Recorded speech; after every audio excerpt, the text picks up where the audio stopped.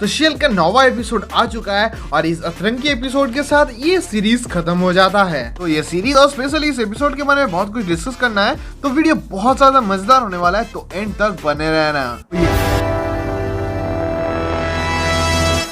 ये episode start होता है एक ड्रीम सीक्वेंस के साथ और ये ड्रीम सीक्वेंस एक बहुत ही बड़ा रेफरेंस था 1978 की the incredible Hulk TV series का।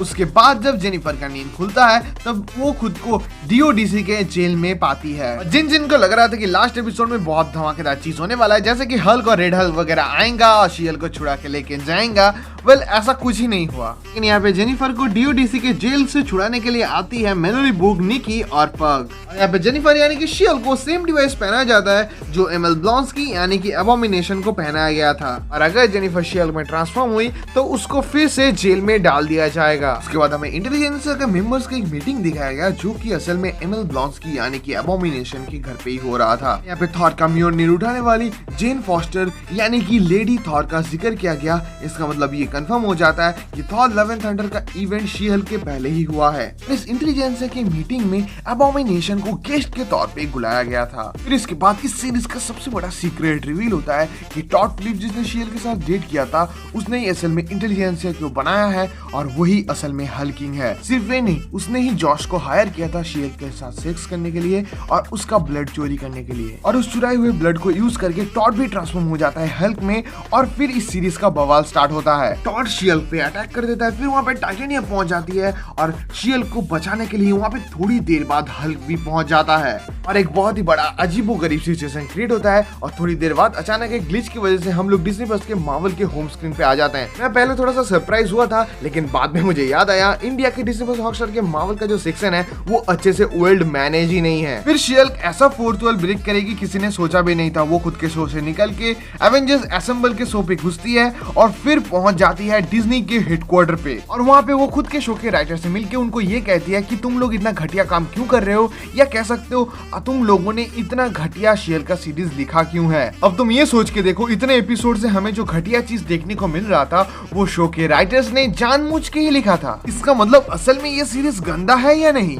फिर शी-हल्क को ये पता चलता है इन सब कांड के पीछे मार्वल के प्रेसिडेंट केविन फैगी का हाथ है। फिर वो पहुंच जाती है मार्वल के ऑफिस में, जो कि आपने बहुत बार इंटरव्यूज और फोटोज वगैरह में देखा होगा। फिर वहां से वो जैसे तैसे करके केविन के पास पहुंचती है, लेकिन बाद में पता चलता है ये जो केविन है वो असल में केविन फैगी नहीं है, ये असल में एक इनहैंस्ड एआई रोबोट है। केविन का पूरा नाम है knowledge enhanced visual interconnectivity nexus, जो कि मार्वल के मूवीज और सीरीज वगैरह में क्या होगा ये सब कंट्रोल करता है, और वो खुद को दुनिया का सबसे ज्यादा अच्छा एंटरटेनमेंट एल्गोरिदम कह के पुकारता है। मतलब मार्वल खुद से ही खुद का चाट रहा है। उसके बाद शी-हल्क के साथ केविन का एक बहुत ही अच्छा कन्वर्सेशन होता है जिससे बहुत कुछ नया रिवील होता है, और ये देख के लग रहा था कि कोई फैन जाके डायरेक्टली मार्वल के प्रेसिडेंट से बात कर रहा है। कन्वर्सेशन के दौरान बहुत कुछ मार्वल के प्रॉब्लम्स के बारे में डिस्कस होता है, जैसे कि डैडी इश्यूज, जो कि लगभग हर एक मार्वल मूवीज में देखने को मिल रहा था। और मार्वल के फैंस और बड़े बड़े डायरेक्टर्स जो मार्वल को बहुत दिन से कहते आ रहे हैं कि मार्वल के लगभग हर एक मूवीज का पैटर्न और हर एक शोज का पैटर्न लगभग सेम ही होता है, उस चीज को भी यहाँ पे एड्रेस किया गया। इसका मतलब आने वाले मूवीज और सीरीज में कुछ हमें नया देखने को मिल सकता है। सिर्फ ये नहीं, मार्वल का जो वीएफएक्स का प्रॉब्लम चल रहा है वो भी मार्वल ने वहाँ पे एड्रेस किया। अगर ये सब कम था तो जेनिफर ने डायरेक्टली ये तक पूछ लिया कब हमें एमसीयू में एक्स-मैन देखने को मिलेगा। फिर इस कन्वर्सेशन के बाद जेनिफर अपने मन मुताबिक अपने शो को चेंज करवा लेती है और शो में फिर से वापस आ जाती है, और यहाँ पे हमें फिर से डेयरडेविल भी देखने को मिलता है। अगर ये तुम्हें कम लग रहा है तो जेनिफर अपने फैमिली से डेयरडेविल यानी कि मैट मर्डॉक को मिलाती है। इसका मतलब क्या एमसीयू में डेयरडेविल का गर्लफ्रेंड शी-हल्क होने वाली है। फैमिली में सबको एक साथ खाते हुए देख के मुझे सच कहूं तो मुझे फास्ट एंड फ्यूरियस का याद आ गया। तो शी-हल्क का फोर्थ वॉल ब्रेक करना देखने में तो सबको बहुत ज्यादा मजा आया, लेकिन ये फोर्थ वॉल ब्रेक करने की वजह से मार्वल के सिनेमैटिक यूनिवर्स में एक बहुत ही बड़ा प्लॉट होल क्रिएट होता है, जिस वजह से मार्वल का फ्यूचर थोड़ा सा खतरे में आ सकता है। अब तुम ये सोच के देखो, जब शी-हल्क केविन के पास जाती है तो शी-हल्क उसको कह के उसके स्टोरी से ब्लड वाला जो प्लॉट था उसको डिलीट करवा देती है, जिस वजह से हम लोग पहले एपिसोड के बाद से जो भी देख रहे थे वो देखने को सेंस नहीं बनाता। मतलब बाकी एपिसोड ओनली टाइम वेस्ट है। इसके अलावा तुम एक बार ये सोच के देखो, एवेंजर कैंग डायनेस्टी या सीक्रेट वॉर्स में कोई भी सुपर हीरो को कुछ हो गया या हल्क या डेयरडेविल में से कोई मर गया, वो डेफिनेटली फिर से केविन के पास जाके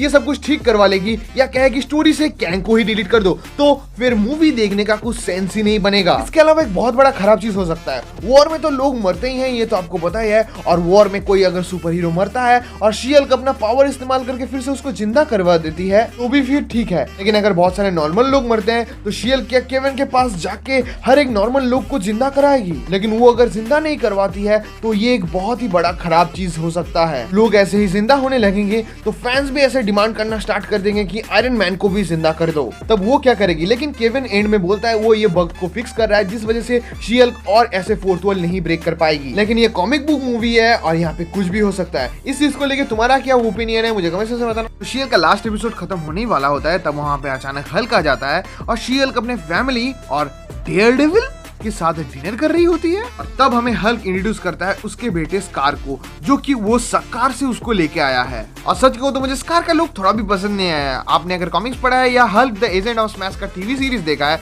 तो आपको याद होगा जो स्कार होता है वो थोड़ा सा वाइल्डिश या कह सकते हो जंगली टाइप का होता है। लेकिन एमसीयू के इस स्कार को देख के मुझे थोड़ा सा भी वो फील नहीं आ रहा। लेकिन जो भी हो, स्कार पहली बार अपीयर हुआ था हल्क के प्लेनेट हल्क स्टोरी लाइन में, जब हल्क सकार में था। घी में आग डालते हुए मैं तुम्हें ये याद दिलाना चाहूंगा, जब केविन एआई के साथ शी-हल्क बात कर रही होती है तब केविन एआई ये कहता है कि हमें ये एपिसोड में ये एक्सप्लेन करना पड़ेगा कि हल्क सकार क्यों गया था। तब शी-हल्क ये कहती है कि इसको मूवी के लिए बचा के रखो। इसका मतलब शी-हल्क ने क्या वर्ल्ड वॉर हल्क को मूवी को कंफर्म कर दिया? तुम्हें क्या लगता है मुझे कमेंट सेक्शन में बताना। इस एपिसोड के एंड में एक पोस्ट क्रेडिट सीन था जहां पे एमल ब्लॉन्स्की यानी कि एबोमिनेशन को वोंग इस बार सचमुच कमाताज लेके चला जाता है। इसका मतलब तुम्हें क्या लगता है थंडरबोल्ट्स में क्या हमें एबोमिनेशन देखने को मिलेगा? वेल ये एपिसोड देख के तो मुझे मजा आया, लेकिन पूरा सीरीज थोड़ा सा ठीक ठाक ही था। तुम्हें ये एपिसोड कैसा लगा मुझे कमेंट सेक्शन में बताना। मैं मिलता हूं नेक्स्ट वीडियो में। Till then good bye.